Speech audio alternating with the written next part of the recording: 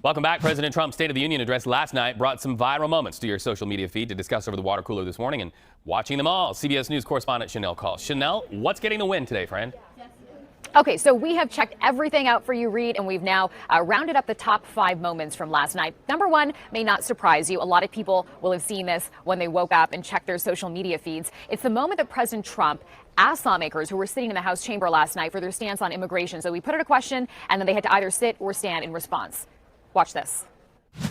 So tonight I'm inviting every legislator to join with my administration in reaffirming a fundamental principle. If you agree with this statement, then stand up and show your support.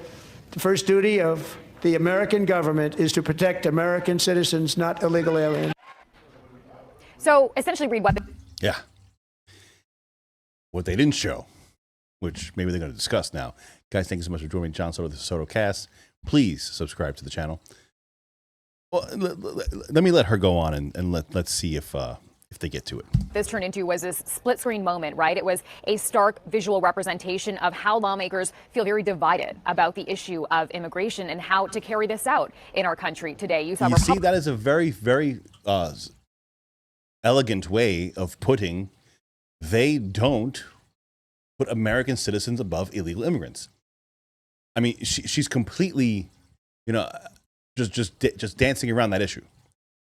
He said it very clearly. Said it very, very clearly. There wasn't any. Let's. Principle. If you agree with this statement, then stand up and show your support. The first duty of the American government is to protect American citizens, not illegal aliens. Yeah, I mean, it's pretty simple. Not complicated. The first duty of the United States of America is to protect its citizens, not illegal immigrants. And she's framing this as it's complicated. It's not a complicated statement. If you want to go into a nuanced discussion, then you could say it's complicated. The statement itself is not complicated. The statement itself has to be affirmed by everybody. And if it's not affirmed by you, then you shouldn't be here. Then you should be representing the people that the people you're representing are literally not the people that are going to be affected by what you're espousing. What you claim you believe. You were put there to help, to represent a certain group, a certain area, a certain demographic, whatever. And somebody's saying, hey, those people that you represent, these other people that just came here without illegally, you're going to take care of them before you take it's cut and dry. This is all you needed to get those couple of independents. That's all you needed. This is all you needed to get those few people that just lean independent to say, I'm not going to vote this time around. Right? The few people that would vote Democrat after seeing that, the people that I'm talking about a very small margin, but that's what wins elections. The few people that were going to vote Democrat, that were maybe on the edge, after seeing that, like you have to think about it now. And on the flip side of that, the few people that may have not voted for Trump in the next go around, or may not vote for the next Republican on the next go around, they see that and they may be encouraged to vote. And this is what people have to understand. There is a multifactorial thing going on here.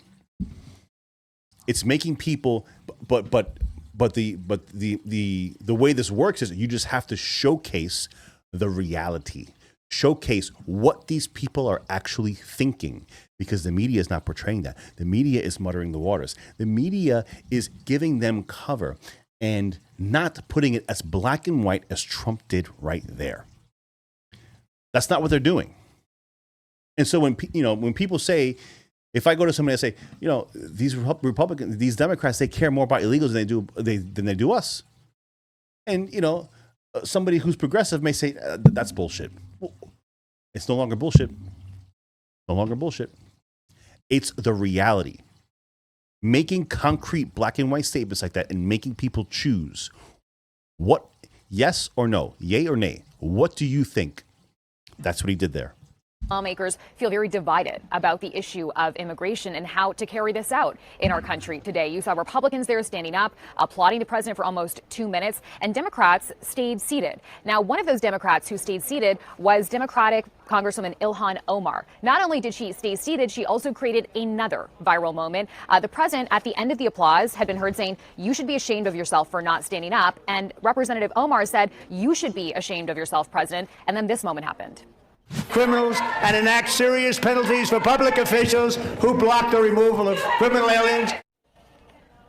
So what you see her mouthing there is, "You have killed Americans." Another thing, Reed, that you may have noticed in that piece of video was Democrats around Representative Omar were also seen wearing a pin, a button. And the words on that button read, "Stand with survivors, release the files." So there it is there. Many Democrats were seen wearing that button yesterday. And many of them pointing out that this, by the way, was the longest State of the Union speech in American history. Also, I'll note that there were survivors of Jeffrey Epstein who were there in the chamber last night watching this speech. The president, though, did not address Jeffrey Epstein or the Epstein files. Nancy Pelosi actually saying, Reed, on CNN, that she believes the fact that this is how you know that he's so as big of a deal as this is.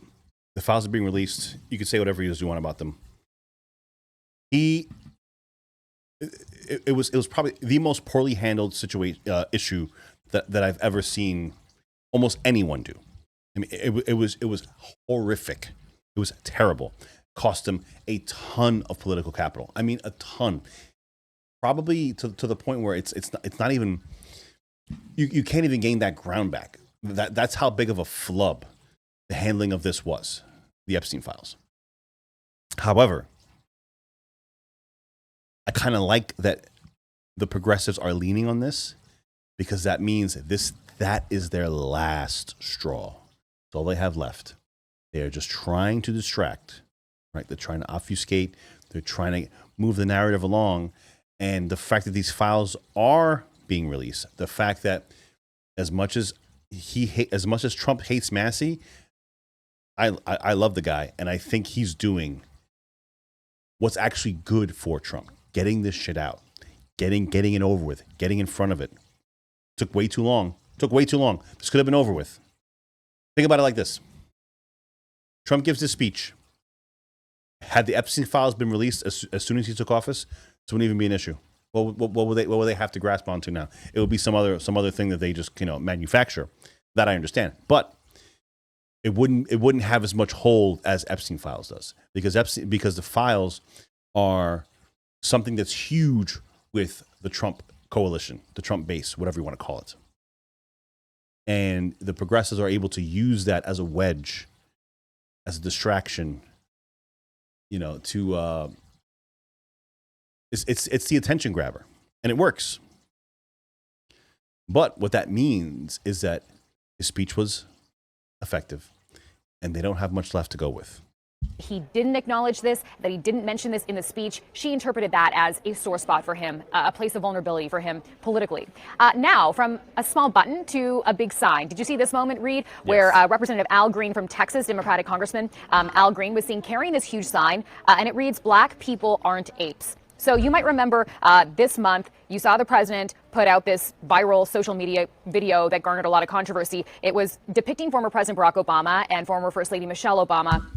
You just see the people around. Look at that guy's face next to him, man. He's like, "Oh, Jesus, man." That is hilarious. As apes. And so this was in response to that video. The outburst, though, I should note, did cost him his seat there for the night. He was escorted out and removed for the House chamber. Now, finally, a bit of levity to bring you from the State of the Union last night. We did see the U.S. men's hockey team that just won gold in the Olympics in Milan. They made an appearance. They were applauded by both sides, Democrats and Republicans. They were given a nearly 2-minute-long bipartisan standing ovation for their incredible work there. So certainly they got their flowers. They were celebrated. But, Reed, you may have seen there was also some controversy about this. Some people on the internet felt a bit salty because they also wanted to see the women's hockey team there. And many people are criticizing the president for not initially inviting them right after their win to come to the White House to also be celebrated. Now, they were ultimately given the invitation. They couldn't make it, though, Reed, because they were finishing off their season. Trump yesterday saying the women's team will be honored soon. All right. We look forward to that. Chanel Call, we know you'll have it when it happens. Yep, that was a big nothing burger towards the end. But, I mean, the other stuff, it was. Listen, guys, in the end, the speech was fantastic. It's fantastic. It put them all in their place. It's showing, these clips are going to play on eternity. I mean, they're most important for the next six months right now, during the rest of this year, during the midterms, being able to focus in on what these people actually think, what they think is going to win them over with the people back at home. And some of it is pretty disgusting. I mean, it is absolutely gross and just totally devoid of anything. Like, I just can't see myself being a representative of a country and thinking that people that are outside that country are more important than the people that you're representing. That's just wild to me.